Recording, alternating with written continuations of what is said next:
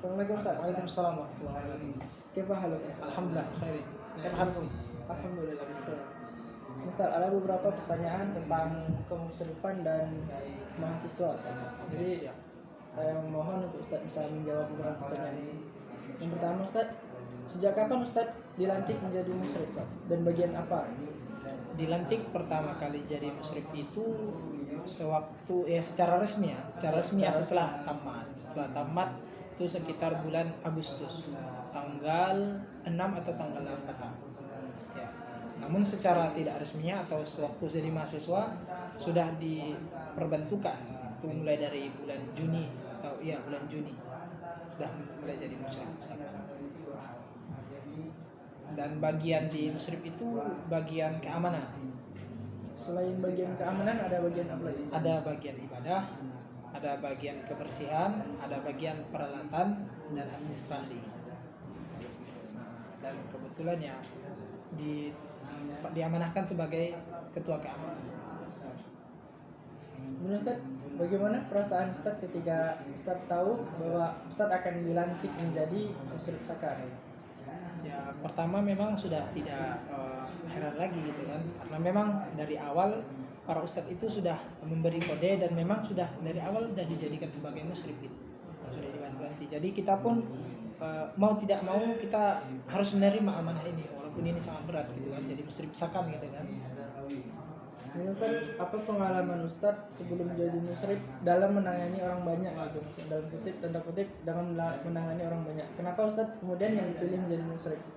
Ya, jadi melihat dari jejak atau misalnya riwayat yang waktu kita jadi mahasiswa ya, pertama saya menjadi anggota Rijal Hisbah ketika semester 3 dan di semester 5-6 itu saya menjadi ketua Rijal Hisbahnya. Rijal Hisbah itu yaitu yang menegakkan amar ma'ruf nahi munkar, mengamankan ya dari segi ya semua yang berkaitan dengan keamanan di kampus lah.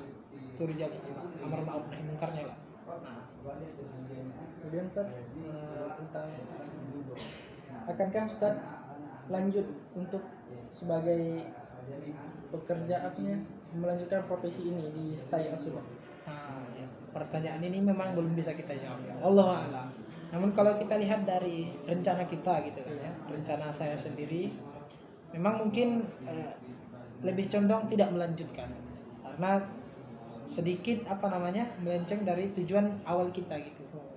Karena kita sudah menyusun rencana tahun depan kita akan buat ini atau tahun depan akan menyambung kuliah atau tahun depan akan menikah gitu kan.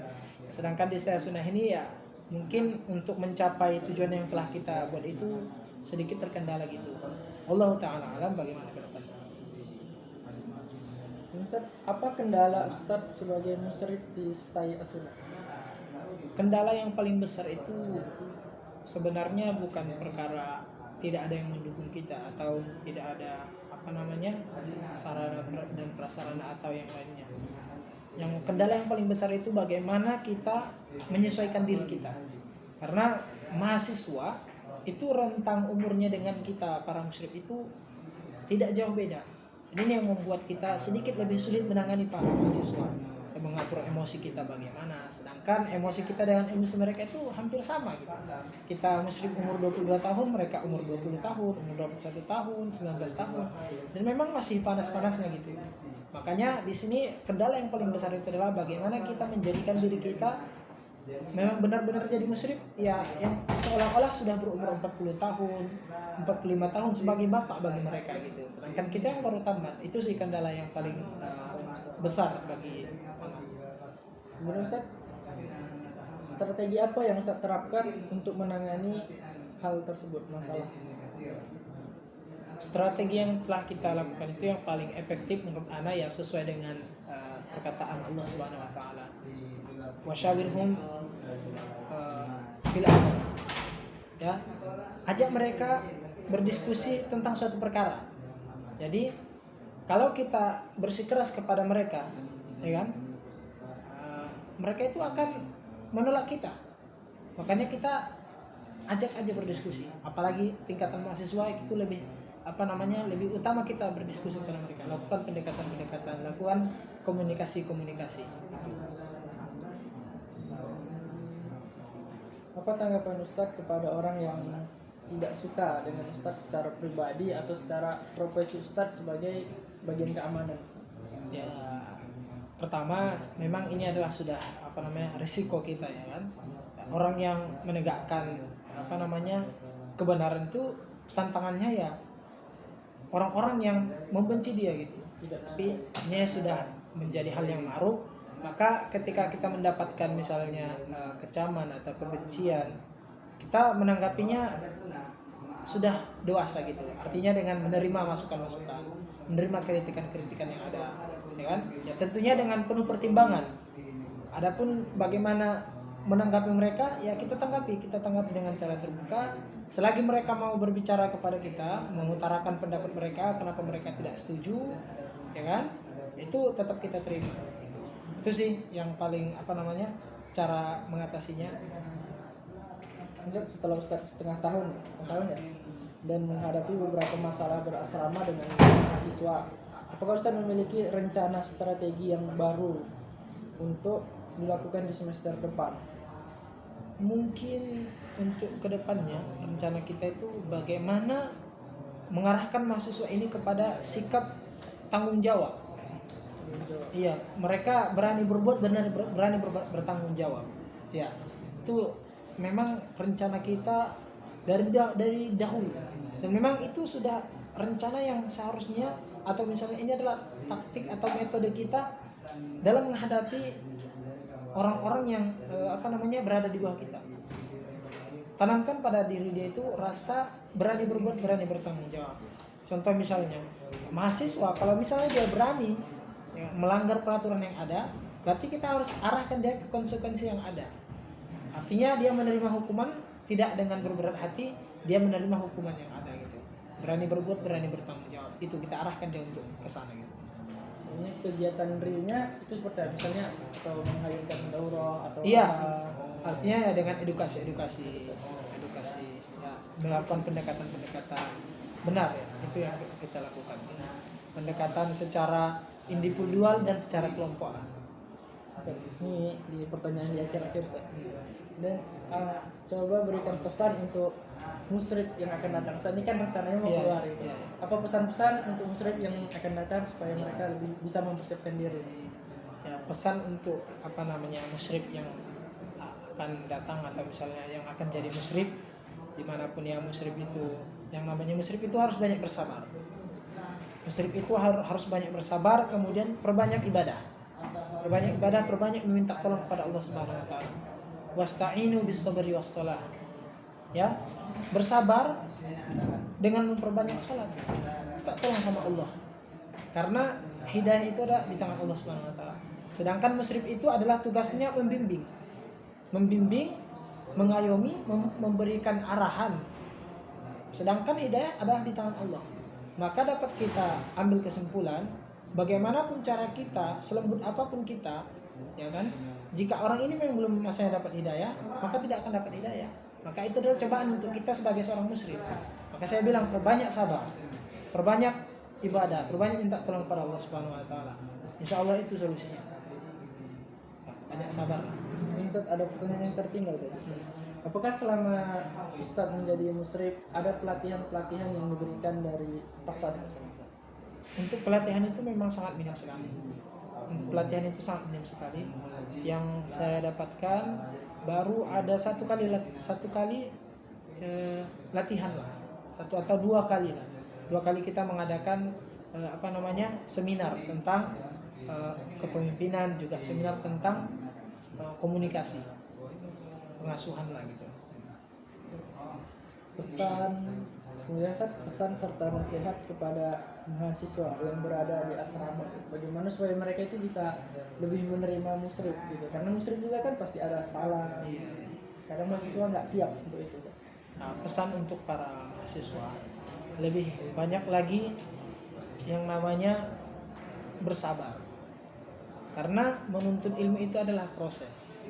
Orang yang tidak sabar dengan proses pasti akan mendapatkan hasil yang tidak bagus. Usaha itu harus dengan sabar.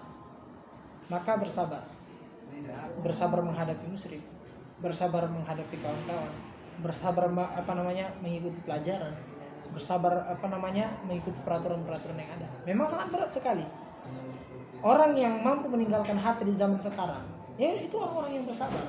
Dan Ana mengakui bahwa mahasiswa-mahasiswa yang ada di Setia ini itu sudah termasuk sabar lah. Ya, di zaman sekarang gitu kan, dihalangi dengan yang namanya HP atau misalnya Android, itu sangat sulit sekali. Namun alhamdulillah 80% atau ya bisa kita katakan 80% kita berhasil dalam menangani masalah HP. Kan? Alhamdulillah ya. Ana hanya mengatakan ya kepada para mahasiswa bersabar. Karena dengan kesabaran semuanya itu akan berbuah hasil yang manis gitu. Hasil hasil yang sesungguhnya itu akan bisa kita ambil dengan kesabaran. Tanpa sabar semuanya akan berantakan, pasti berantakan. Nggak sabar bisa keluar dari sini, nggak sabar bisa dia mendapatkan hasil yang buruk, nggak sabar ya bisa saja dia keluar dari sini nggak jadi apa-apa. Intinya harus bersabar menghadapi ustadznya, bersabar menghadapi kawan-kawannya, bersabar menghadapi semua yang ada. Sabar dan ya sholat tadi lah, perbanyak ibadah itu sih. Ya ini terakhir untuk pesan kepada mahasiswa. Sangat sedikit sekali Anda lihat dari penerapan ibadah-ibadah yang ada, terutama ibadah-ibadah yang sunnah. Karena ibadah-ibadah sunnah ini akan menguatkan kita dari segi apa? Dari segi kedekatan kita kepada Allah Subhanahu Wa Taala. Karena wajib itu sudah wajib, nggak bisa ditawar-tawar. Wajib, nggak bisa ditawar-tawar. Adapun yang sunnah inilah pilihannya. Ketika seseorang atau mahasiswa itu iltizam dengan yang sunnah, benar-benar dia menjalankan yang sunnah itu, Ana yakin kehidupan dia di sini dan yang akan datang insya Allah Allah akan menjaga dia. Karena kata Allah Subhanahu Wa Taala dalam hadisnya, Rasulullah SAW bersabda dalam hadisnya, la yazalu abdi yataqarrabu ilayya bin nawafil hatta uhibbu.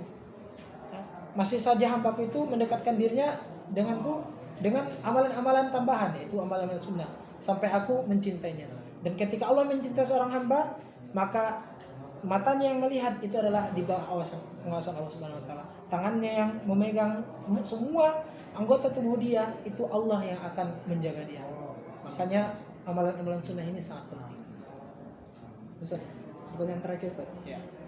Apa pesan Ustaz untuk calon mahasiswa yang baru yang akan hidup berasrama? Pesan Ana kepada untuk calon-calon mahasiswa yang mau mendaftar ke STA Sunnah, pertama, karena mendengar wawancara ini jangan menganggap di dalam itu seperti apa, enggak. Ketika Anda masuk ke sini mungkin Anda akan merasakan sesuatu yang sangat berbeda, yang Anda tidak mendapatkan di luar, suatu kenikmatan yang begitu nikmat. Ya. Tapi dengan satu syarat, ikhlas karena Allah Subhanahu Wa Taala. Itu saja. Pesan Ana kepada para mahasiswa atau calon-calon mahasiswa yang mau mendaftar ke STA Sunnah ataupun mahasiswa yang sudah pernah masuk ke STA Sunnah namun mengambil cuti, pesan Ana perbaiki niat lagi. Perbaiki niat, ya, tanamkan keikhlasan kepada Allah Subhanahu Wa Taala. Insyaallah apapun yang akan kita hadapi itu semua akan kita rasakan ketenangan, merasakan kelezatan yang namanya menuntut ilmu, merasakan kelezatan yang namanya ibadah. Itulah kira-kira ya. Jadi pertanyaan singkat yang semoga jawaban dari Ustadz bisa memberikan manfaat untuk siapa yang melihat video ini. Insyaallah. Barakallahu fiik. Jazakallahu khair.